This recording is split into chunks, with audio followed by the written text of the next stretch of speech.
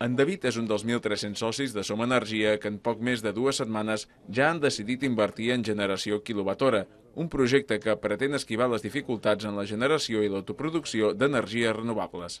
És la manera de fer la inversió que jo estic buscant, però de forma col·lectiva. Com que jurídicament les dificultats que hi ha per poder-te produir tu la teva energia ho fan inviable, a través de la cooperativa, ells sí que la poden fer. Cada soci decideix quan inverteix en el projecte, import que no li serà retornat en diners, sinó en energia que se li descomptarà de la factura.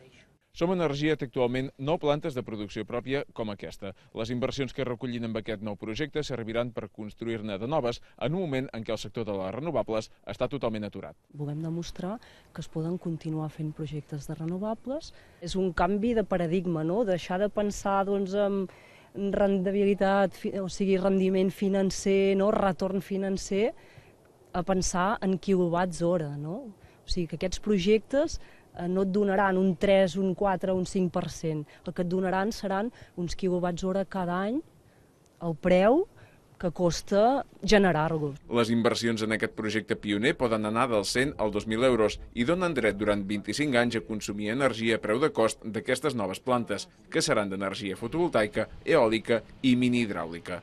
Carles Brusset, TV3, Riudarenes.